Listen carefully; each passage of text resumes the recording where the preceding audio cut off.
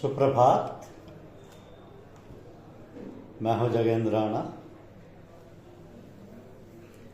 और आज हम जिस आध्यात्मिक विषय पर चर्चा कर रहे हैं वो है त्रिकुटी। त्रिकुटी देखिए, वेदांत जिसको विज्ञानमय कोश कहता है, संत उसको त्रिकुटी कहते हैं। इसी का नाम त्रिकूट पर्वत व कैलाशगिरी है, क्योंकि इसकी चोटी पर शिव का स्थान है। इस त्रिकुटी के स्थान में भी पंच तन्मात्राओं को लेकर कुंडलिनी शक्ति ने 5 स्थान बनाए और उनके ऊपर 6वीं संधि स्थान है, 6वां। इस प्रकार के 6 स्थानों में ठहरती हुई और अपने कारोबार के सिलसिले को मजबूत बनाती हुई सूरती की धार यहाँ व्यापक हो। तो 5 तत्व पृथ्वी, जल, अग्नि, वायु और आकाश इस त्रिकुटी में कारण अवस्था में होती है। शास्त्रों की भाषा में इन्हीं का नाम तन्मात्रा है। मनुष्य शरीर के मस्तिष्क में पहला स्थान आज्ञा चक्र का है, जो दोनों भवों के बीच में है। दूसरा सहस्त्रदल कमल का है, यह मत्थे के बीचों बीच अंदर की तरफ है। इसके ऊपर त्रिकुटी है, जो चोटी के स्थान यानी ब्रह्मरंध्र से मिली हुई है। तो नाम मात्र को उससे अलग नीचे की ओर है। तो ज्ञान तंतुओं का सेंटर मेडुला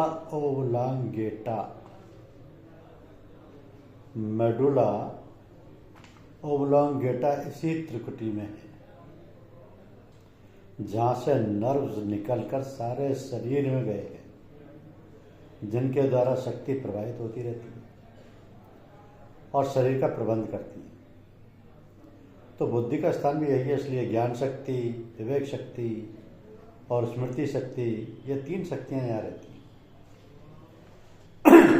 बुद्धि का स्थान भी यही है, इसलिए ज्ञान शक्ति, विवेक शक्ति और स्मृति शक्ति, ये 3 शक्तियाँ यहाँ रहती हैं। तो ज्ञान शक्ति आनंददायिनी है, इसलिए जीवात्मा सदा ही बुद्धि के अधीन रहता है और हमेशा अपना निवास इसी स्थान पर रखता है। शास्त्रों में बुद्धि को जीवात्मा की सहचरी व पत्नी माना है। इस त्रिकुटी के निचली सीमा पर जो सहस्त्रार या मनोमय से मिली हुई है, रज का स्थान है, जिसको चैतन्य देव को ब्रह्मा कहते हैं, जिसके संकल्प से रचना का कार्य होता है। बीचों बीच में सत का केंद्र है, जिसके चैतन्य अधिष्ठाता को विष्णु कहते हैं। तो ये अपनी शक्ति लक्ष्मी के द्वारा ठहराव का काम करता है। सबसे ऊपर आनंदमय व ब्रह्मलोक की सीमा पर तम का स्थान है। इसके चैतन्य आत्मा को शिव या रुद्र कहा जाता है। इसमें 2 गुण हैं। ये अपनी रौद्र शक्ति से संहार का काम रहता है और दूसरी शैवी शक्ति से जीवों को अनेक विद्याओं का ज्ञान समर्पण करता रहता है। इसलिए ज्ञान के अधिष्ठाता शिव माने जाते हैं। केवल एक कर्मकांड को छोड़ के शेष जितनी भी विद्याएं व कलाएं संसार में प्रचलित हैं, उनका अवतार इसी शिव के स्थान से हुआ है। ज्ञान, भक्ति, योग, संगीत, नृत्य कला, पदार्थ विज्ञान, आयुर्वेद का रसभाग, धनुर्विद्या इत्यादि के आदि आचार्य शिव जी ही माने जाते हैं। तो कर्मकांड ब्रह्मा से प्रकट हुआ है। आध्यात्म ये सबसे निचली चीज है, इसलिए कि कर्मकांडी केवल इसके द्वारा मनोमय कोश तक पहुंच सकता है, आगे इसकी पहुंच नहीं है। पुराणों ने इस मनोमय कोश को ही स्वर्ग का नाम दिया है और प्राणमय कोश को यह नरक कहते हैं। सत्कर्मी स्वर्ग में जा सकता है, दुष्कर्मी नरक की यातना भोगता है। तो इसमें आगे कर्म की पहुंच नहीं है, ऐसा प्राण भी मानते हैं। आगे की चढ़ाई के लिए योग, उपासना व भक्ति और ज्ञान ये साधन। तो जो कर्म को त्याग के, मन को एकाग्र करके, अंतर्मुखी वृत्ति करके किए जाते हैं,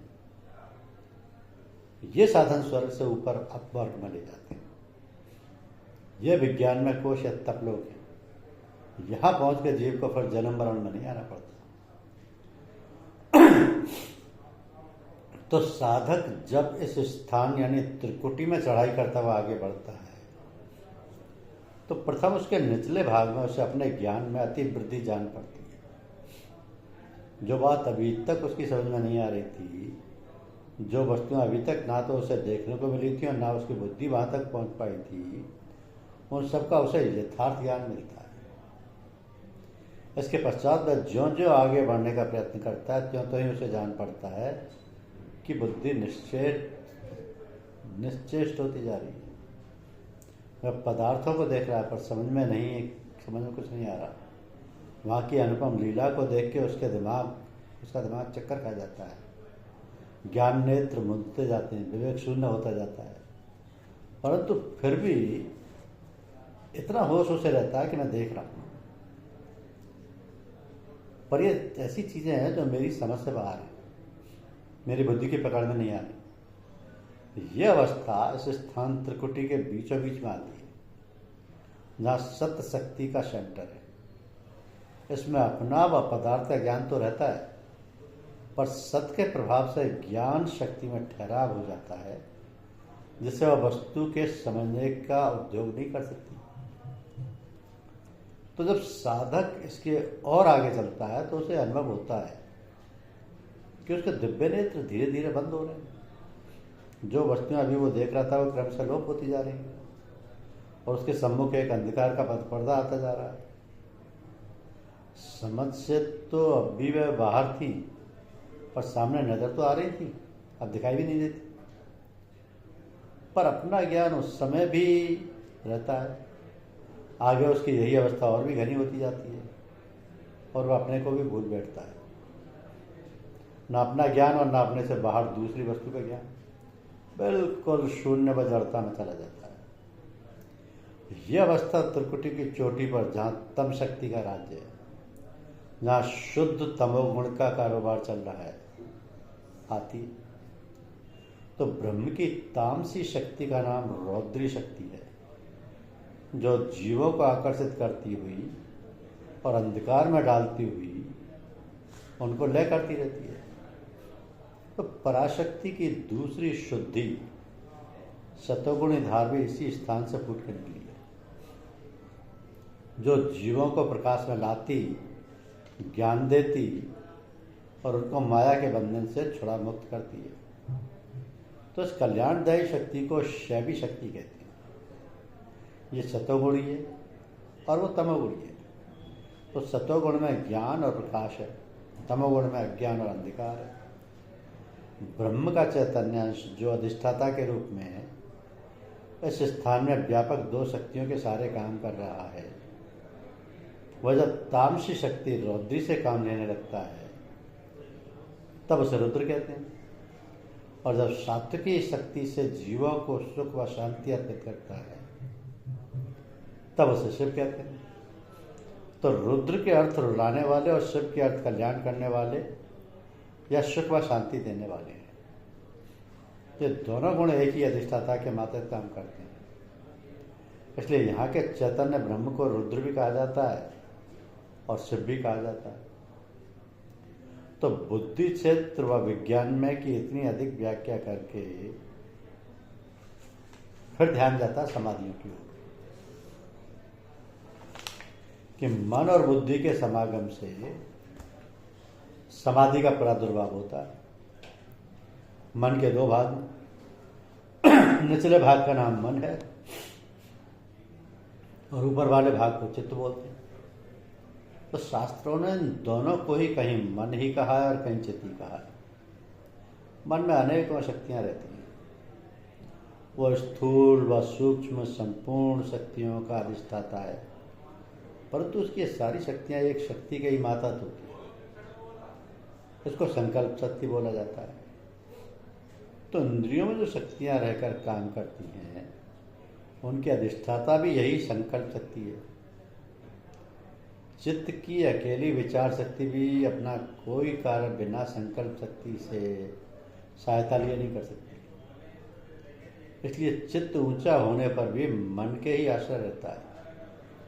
जिस तरह चित्त बिना मन से सहारा लिए अपना काम नहीं कर सकता, उसी तरह बुद्धि भी मन व चित्त को संग लिए केवल अपनी ज्ञान शक्ति से ना तो सोच समझ विचार कर वस्तु को समझ सकती है और ना उसके लिए निर्णय कर उसके नाम रूप व गुण का ज्ञान उपार्जन कर सकती है। इसलिए उसे मन की मदद की जरूरत पड़ती है। तो जब वह मन से समागम करती है तब उसको समाधि कहते हैं। एक बात याद रखने की है कि मन के दो भेद होते हैं, एक शुद्ध मन, दूसरा अशुद्ध मन। जब मन पर सतोगुण का प्रभाव पड़ता है तब उसका रूप शुद्ध व सूक्ष्म हो जाता है, और जब वह तमोगुणी प्रभाव में आता है तब वह अशुद्ध और स्थूल बन जाता है। तो स्थूल व अशुद्ध मन का कार्य जागृत व स्वप्न में इंद्रियों से समागम कर व्यवहारिक पदार्थों का भोग करना है, और शुद्ध व सूक्ष्म सात्विकी मन का काम बुद्धि से मिलकर वस्तु का यथार्थ ज्ञान प्राप्त करना है। समाधि में ऐसी सूक्ष्म मन की क्रिया चलती है। स्थूल नीचे छूट जाता है, स्थूल मन समाधि अवस्था में चेष्टा रहित हो जाता है, और उसी के साथ इंद्रियां भी शांत हो अपना कारोबार बंद कर देती है।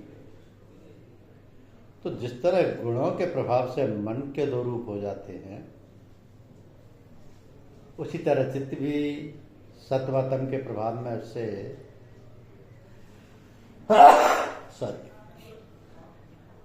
शुद्ध व अशुद्ध बनता रहता है। शुद्ध चित्त हमेशा सात्विक की श्रेष्ठ विचार लाता है, और अशुद्ध चित्त तमोगुणी बुरे विचारों को उत्पन्न करता है। इसी प्रकार बुद्धि भी सत के प्रभाव से सात्विकी व सूक्ष्म व तम के प्रभाव से तामसी और स्थूल रूप में आती जाती रहती है। तो इंद्रियों से जिस ज्ञान को हम लेते हैं वो यथार्थ नहीं होता, उसमें बहुत कुछ गलती रहती है। कोई भी पदार्थ चाहे स्थूल हो या सूक्ष्म, उसके रूप और गुण का असली ज्ञान समाधि अवस्था में ही मिलता है। उस समय सात्विकी मन और सात्विकी बुद्धि मिलकर सब ठीक ठीक निर्णय करते हैं। तो त्रिकुटी के निचले भाग में जब साधक प्रवेश करता है तो सबसे प्रथम उसे सविकल्प समाधि की अवस्था प्राप्त होती है। ये पहली समाधि है जो विज्ञानमय कोश में आती है। जब इससे आगे बढ़ता है तो दूसरी समाधि आती है जिसको निर्विकल्प कहते हैं। ये निर्विकल्प समाधि सविकल्प की ही ऊंची व अंतिम अवस्था है। इन दोनों को सवितर्क और निर्वितर्क समाधि भी कहते हैं।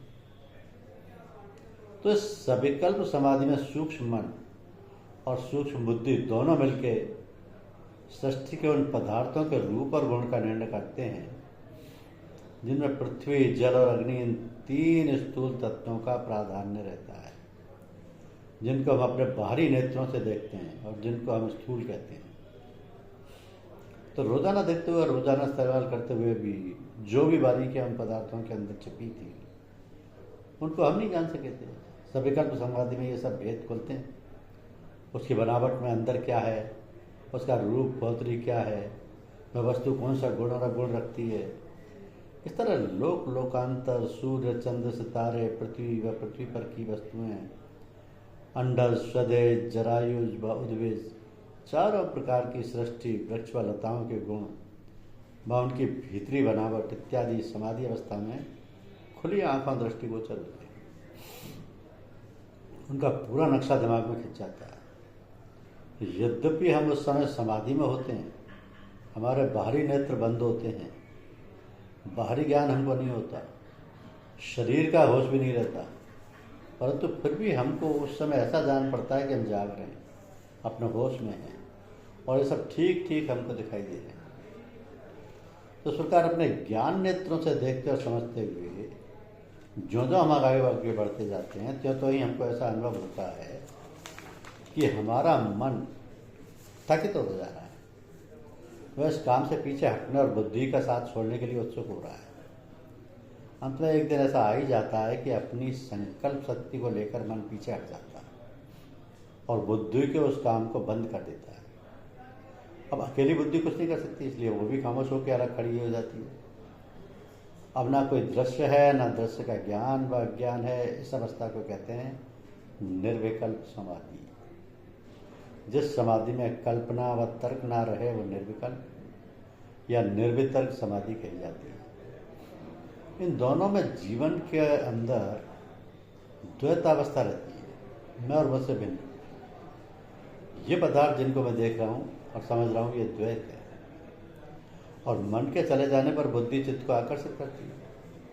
शुद्ध व सात्विकी चित्त ऊपर आके उठ के बुद्धि से मिलता है और बुद्धि चित्त का विचार शक्ति लेके उस अवस्था में फिर अपना काम शुरू कर देती है। तो पहले कल्पना थी, अब विचार है। कल्पना शंका को पूर्ण रूप से दूर नहीं करती, इसलिए उसमें तर्क पे तर्क आते रहते हैं। वह कल्पना निर्णयात्मक ज्ञान नहीं देती। कल्पना वस्तु के ऊपर चक्कर लगाती है, वो गहराई में जाके पूरा पता नहीं लाती, इसलिए पूर्ण ज्ञान नहीं हो पाता। तो विचार की तेज और नुकीली धार पर्दों को चीरती हुई पदार्थ के अंदर प्रविष्ट हो जाती है और उसके भीतर क्या भरा है इसका ठीक ठीक पता लाती है। उस समय सच्चा और यथार्थ ज्ञान मिलता है। यानी सविकल्प समाधि में स्थूल पदार्थों का ज्ञान हुआ था। पृथ्वी, जल और अग्नि तत्वों से बने हुए लोक लोकांतर और शरीर दृष्टिगोचर हुए थे और वह ज्ञान भी शंका रहित नहीं था। अब यहाँ सविचार में सूक्ष्म तत्व सम्मुख आते हैं, उनसे बने हुए पदार्थ साफ साफ दिखाई देते हैं और उनका यथार्थ ज्ञान होता है जिसमें शंका को कोई स्थान ही नहीं रहता। ऐसा ज्ञान ही निश्चयात्मक ज्ञान वाला होता है जिसमें आत्मा को संतोष हो जाए और कोई संदेह ना रहे। तो प्रकृति के 8 तत्वों में 3 तत्व पृथ्वी, जल और अग्नि सविकल्प में तय हो गए। अब बचे हुए 5 वायु, आकाश, मन, बुद्धि और अहंकार तत्व इस सविचार समाधि में दिखाई देते हैं और उनके कार्य भी नजर आते हैं। ओम हरि। धन्यवाद।